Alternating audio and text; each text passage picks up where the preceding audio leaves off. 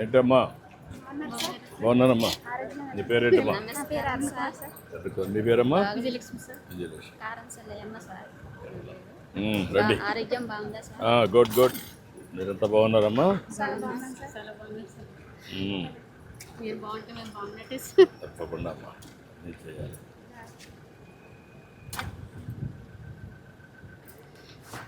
Okay.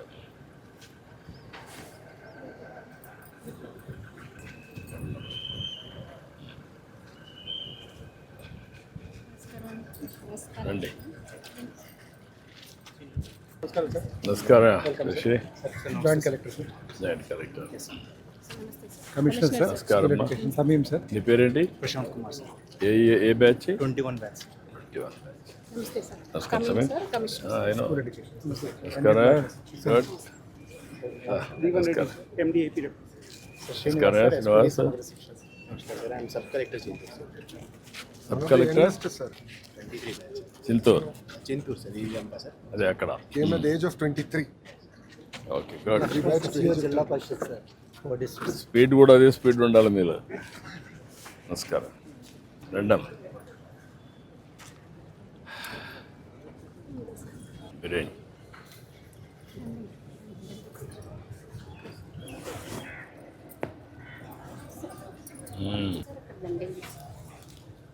రండి. లోకేష్ రండి.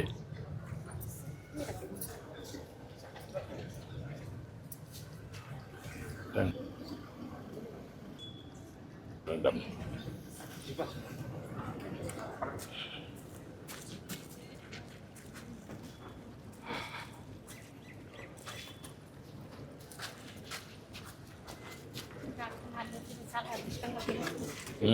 సంతోషం ఉందా మీ ఊరికి రావడం? చాలా సంతోషమా అందరికీ. నమస్కారం అమ్మా అందరికీ.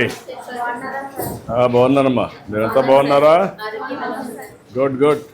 ఎక్కడ కూర్చోవాలి? రండి. రామ్మా రామ్మా అందరు రండి కూర్చోండి.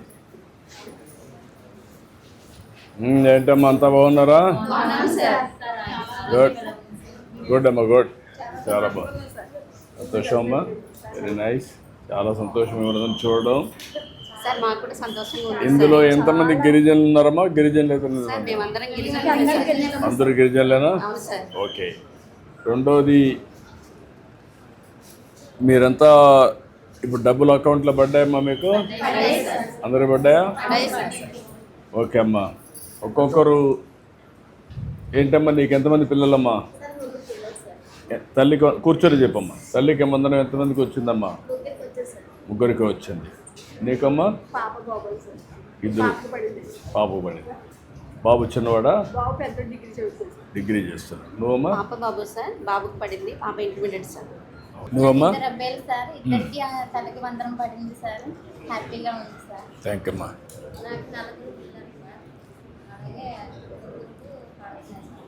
ఇదమ్మా ముగ్గురు పడుతున్నాయి. ఒకరేంటి పెద్దవాడా చిన్న? డిగ్రీకి వెళ్ళారు. ఓకే. ఎంతమంది అమ్మా? ముగ్గురికి వస్తుందా? నువ్వమ్మా? చిన్న బాబు తిరుపతి. నువ్వమ్మా?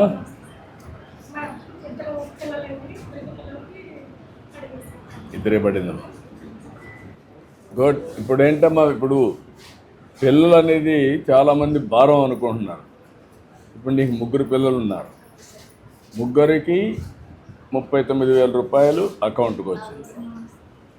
ఇప్పుడు ఫస్ట్ క్లాస్కి వచ్చిన తర్వాత అక్కడి నుంచి మధ్యాహ్న భోజనం పెడుతున్నారు.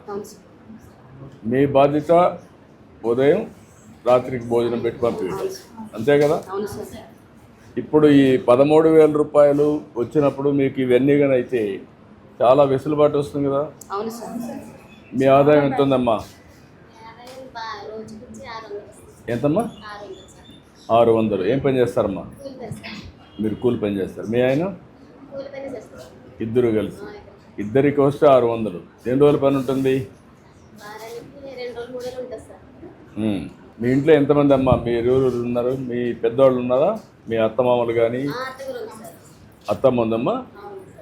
ఓకే, ఆవిడ ఎంత వయసు అమ్మా? నలుగురు పిల్లలు ఎవరమ్మా ఇక్కడ మీకమ్మా? అవును సార్. ఇప్పుడు ఏంటమ్మా ఏం చేస్తారు? పిల్లలు అందరూ ఉన్నారు, అవును సార్. మీరేం చేస్తారు భార్యాభర్త? నా భర్త ఢిల్లీ అండి. ప్రజెంట్ ఇప్పుడు నేనే కూలి పనికి వెళ్తూ పోషిస్తున్నాను పిల్లల్ని. ఇప్పుడు నలుగురికి కలిపి ఇప్పుడు ముగ్గురికి వస్తాను, 39,000 వస్తుంది. మీ పెద్దవాళ్ళు ఏం చేస్తారు? మీ అత్తమామలు కానీ? మా అత్తగారు లేరండి, ప్రజెంట్ మామయ్య ఉన్నారండి. మామయ్యకు పెన్షన్ వస్తుందా? పెన్షన్ వస్తుంది సార్. అదొక 48,000 వస్తుంది, అవును సార్. ఇదొక 39,000 వస్తుంది. అవును సార్. రెండు కలిపి ఎంత అయింది? 87,000. 87,000 వస్తుంది. నీకు అంతా నువ్వు పని చేసి ఎంత వస్తుంది?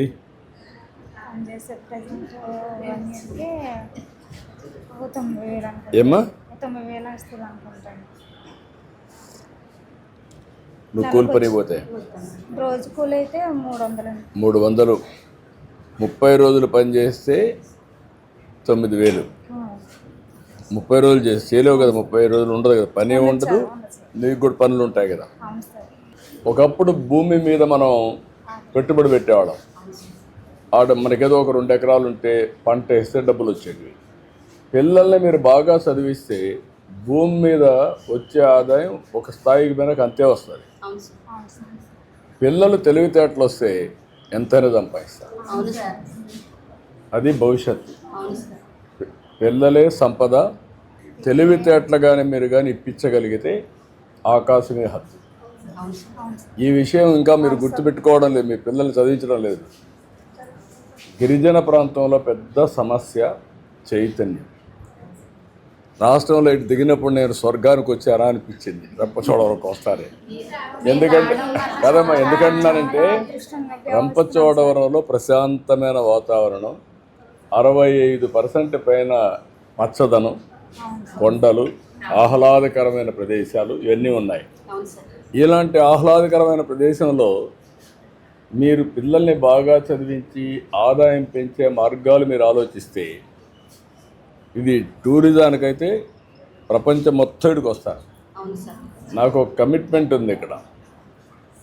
నేను పోలవరం కట్టేటప్పుడు అప్పుడున్న 7 మండలాలు తెలంగాణకు పోతే ఆ 7 మండలాలు ఇక్కడ తీసుకొచ్చాం. అప్పుడు మీరందరూ కూడా నాకు సహకరించారు. అది నాకు గుర్తింపు. అందుకే ఒక ప్రత్యేకమైన జిల్లా చేశాను, చేసి ఒక మోడల్గా తయారు చేస్తాం.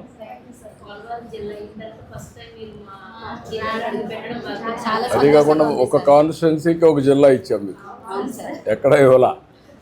మంచి ఆఫీసర్లు పెట్టా. ఏమ్మా అందం కదమ్మా. రేపు రాబోయే రోజుల్లో ఇండియాలోనే నెంబర్ 1 ప్లేస్ ఏదంటే దానికి చిరునామాగా పోలవరం ఉండాలి. మీరు చెప్పండి, మీ ఆలోచనలు చెప్పండి. ఒక్కొక్క మాటలో భవిష్యత్తు ఎట్టుంటుంది చెప్పమను. ఈ పోలవరం భవిష్యత్తు ఎట్టుంటుంది ఇవన్నీ మీరు చూశారు 2 ఏళ్లలో. మీ కుటుంబానికి వెసులుబాటు, ఇక్కడ ఆర్థికంగా పైకి రావడానికి పనులు, ప్రత్యేక జిల్లా, రేపు పోలవరం ఒక టూరిజం కేంద్రం. ఈ ఏరియా మొత్తం అంతా ఇది అవుతుంది. మీ ఆలోచన ఏంటి? నువ్వు దీంట్లో ఏ విధంగా మీరు పైకి వస్తావు? మీ పిల్లలకే కదా, మీకు కూడా పరీక్ష. ఇప్పుడు ఆలోచన 1 by 1. అదే పిల్లల్ని ప్రభుత్వ స్కూల్లో పెట్టి చదివించడం వల్ల పిల్లలకి చక్కగా ఈ గవర్నమెంట్ ఈ ప్రభుత్వం బాగా అన్ని సహాయ సహకారాలు అందిస్తుంది సార్. అదే నాణ్యమైన ఫుడ్ అండి, ప్లస్ అదే మంచి బట్టలు, ప్లస్ ఖరీదైన బ్యాగులు అవన్నీ దానివల్ల మా పిల్లల్ని చక్కగా పిల్లల్ని రెడీ చేసి పంపించేస్తే ఇంకా సాయంత్రం వరకు వీళ్ళే చూసుకున్నారు సార్. నువ్వు కూడా ఫ్రీగా ఎక్కడికైనా దిగచ్చు, బస్సు ఫ్రీ బస్సు, వంట ఫ్రీగా చేసుకోవచ్చు, ఉచిత గ్యాస్. రేపు రాబోయే రోజుల్లో మీరంతా ఇంటిపైన కరెంటు పెట్టుకుంటే సోలార్ ఉచితంగా ఇస్తా. అది పెట్టుకున్నాం అనుకోండి, స్టవ్ కూడా పెట్టుకున్నాం అనుకో, 5 నిమిషాల్లో వంట. మీరు గ్యాస్కి ఇచ్చే డబ్బులు కూడా కొంత పొదుపు చేసుకోవచ్చు. అదే అట్ట కూడా కదమ్మా, గ్యాస్ ఇచ్చే డబ్బులు ఇస్తా, కరెంటు పైన ఉత్పత్తి చేసుకోండి ఇంటి పైన, ఆ డబ్బులు కూడా మీ పొదుపు అకౌంట్లో వేసుకోండి. అంటే ఎట్లా డబ్బులు సంపాదించాలి మార్గాలు చెప్తున్నా మీకు. అవును సార్. నువ్వేంటమ్మా ఒక మాటలో చెప్పు. మీ పిల్లల్ని ఏం చేస్తావు? ఏం చేస్తావు? ఏం కావాలని కోరుకుంటున్నారు నీ పిల్లలు? ఏమ్మా పిల్లల్ని, మీ పిల్లల్ని ఏం కావాలని కోరుకుంటున్నారు? ఏం కావాలి? నీ పిల్లలతో మాట్లాడావా ఎప్పుడన్నా?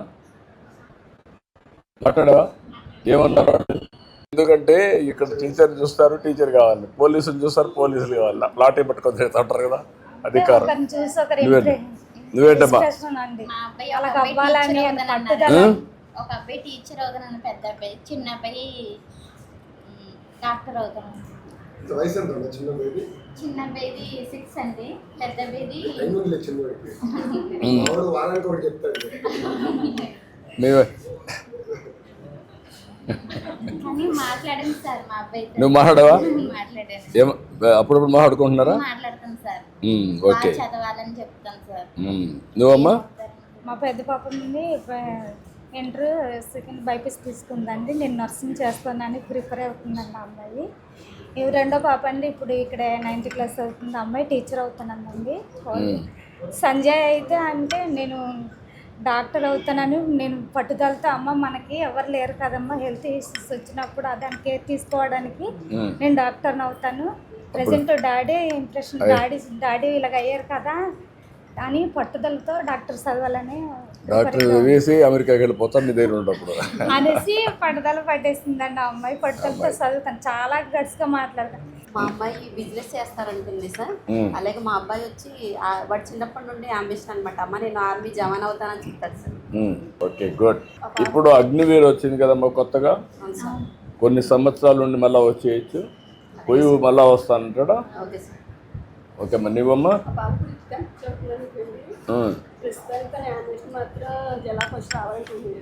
జిల్లా ఫస్ట్. గుడ్. అదే గుడ్. నువ్వమ్మా? పెద్ద అబ్బాయి క్లాస్ టీచర్ చేయాలని సార్. Craft teacher.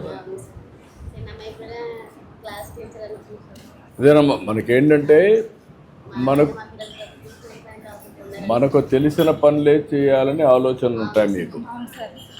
అవకాశాలు భవిష్యత్తులో వేరుగా ఉంటాయి. మీ ఊరుందనుకోండి రంపచోడవరం, నిన్నటి వరకు ఇక్కడ టెలిఫోన్ ఉండేది కాదు.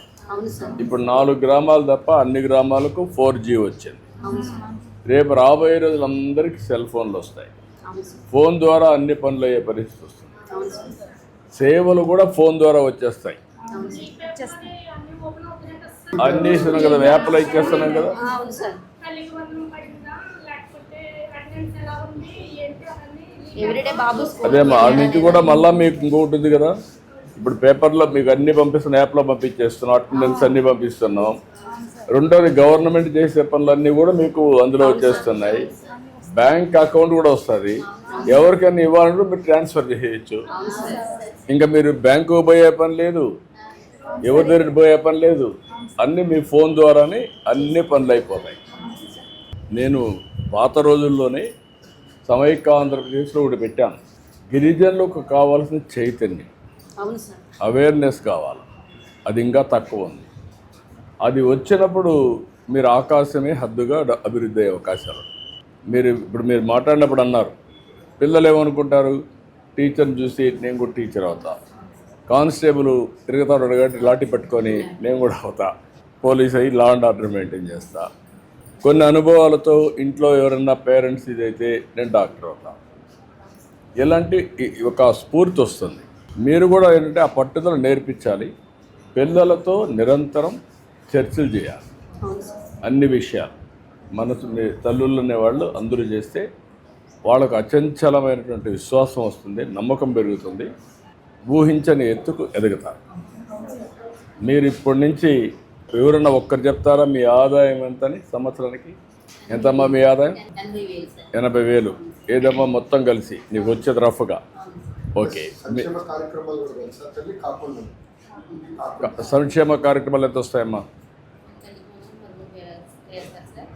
అదే కదా నేను అడిగేది ఏంటంటే, మీరు ప్లానింగ్ ఇంకా చేయలే, నువ్వు సగం చేసావు, మొత్తం నీకు ఎంత వస్తుందో బడ్జెట్ తయారు చేయాలి.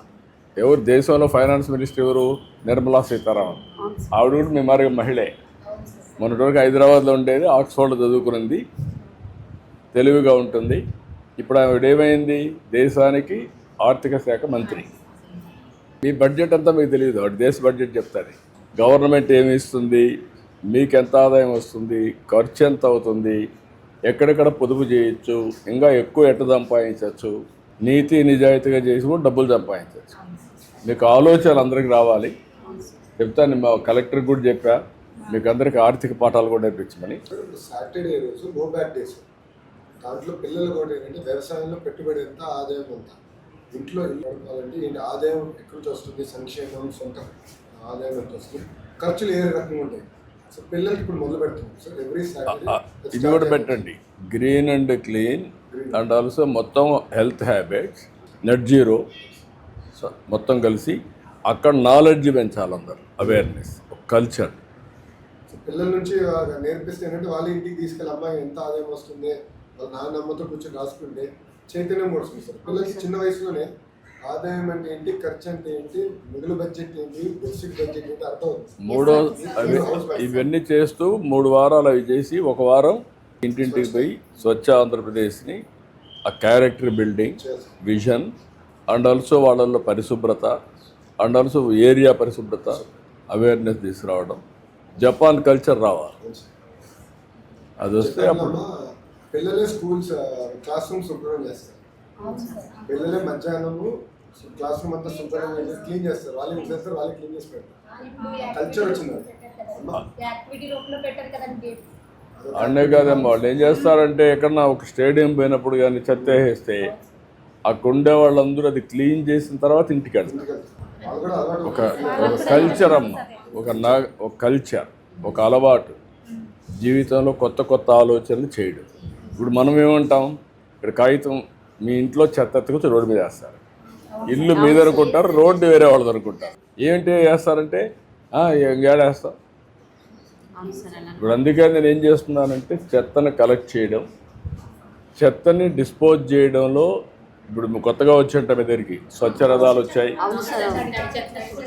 ఇంటింటికి వచ్చి కలెక్ట్ చేస్తున్నారు. పొడి చెత్త, తడి చెత్త సెపరేట్ చేయడం, అక్కడి నుంచి కాంపోస్ట్ తయారు చేయడం, మీరు కూడా ఇంటికాడ తయారు చేసుకోవడం, మీ కూరగాయలు మీరే పండించుకోవచ్చు. ఆ పరిస్థితి రావచ్చు ఇప్పుడంతా శుభ్రంగా. కొత్త ఆలోచనలు చేస్తున్నాం, సంతోషమ్మా. మీలో చైతన్యం చూస్తే మాత్రం మామూలు ప్రాంతాల కంటే చాలా ఎక్కువ ఉంది.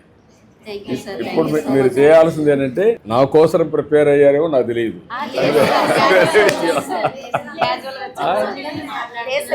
కాబట్టి మీరేంటంటే ఇప్పుడు నాకు కావాల్సింది మీ దగ్గర నుంచి ఏంటంటే, నేను చెప్పిన విషయాలన్నీ అనునిత్యం మేము మాట్లాడే విషయాలు మీరు కూడా అర్థం చేసుకొని మీ భవిష్యత్తు బాగుండాలంటే మీరే విధంగా ముందుకు రావాలి.